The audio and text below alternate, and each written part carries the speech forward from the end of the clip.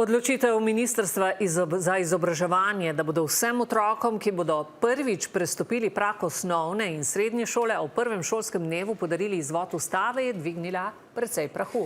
Nekateri starši se sprašujejo, ali je takšno darilo primerno za šestletnike, ki večinoma niti še ne znajo brati, in ali ne bi bilo morda bolje ta denar porabiti za druge namene. Kaja Kobetič. Dober dan, Peter iz osnovne šole Ledina.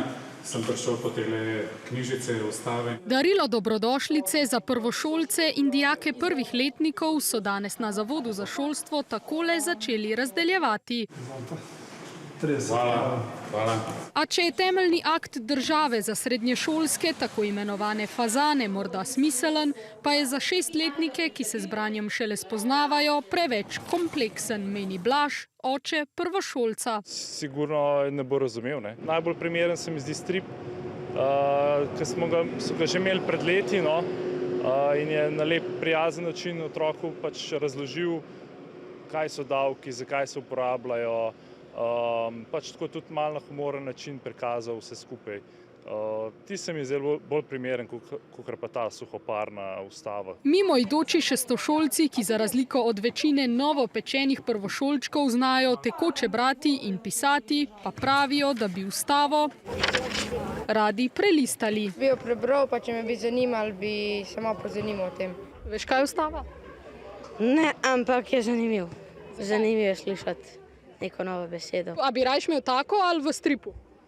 V stripu. Predberem stripe. Lahko bi dobil, kaj lahko počnemo v otroških delih, kot igralnica ali pa nekaj podobnega. Ampak spet je ta knjiga okej, zato ker moramo spoštovati pravila države Slovenije. Kritični do ustave za prvošolce so medtem v združenju ravnateljev, da je prav šola prostor, kjer morajo mladi razvijati zavest o tem, komu pripadajo in kaj jih povezuje, je iksnil šolski minister. Pred kamero pa danes ni želel.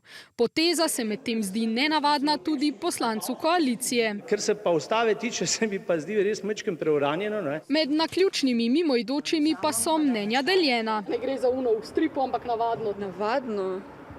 Za šestletnika.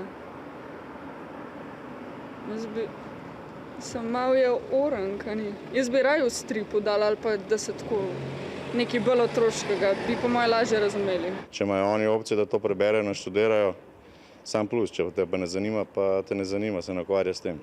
Pa če vidim plus, ne vidim nič slabega s tem. Sigurno bi bilo primerno kaj drugega bolj vložiti.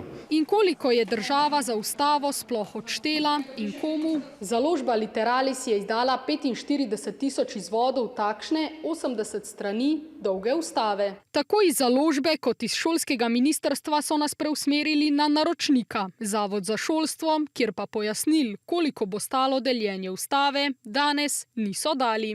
Prvošolci bodo sicer dobili tudi slovensko zastavo. Za 23.500 zastavic je obrambno ministrstvo odštelo slabih 24.000 evrov.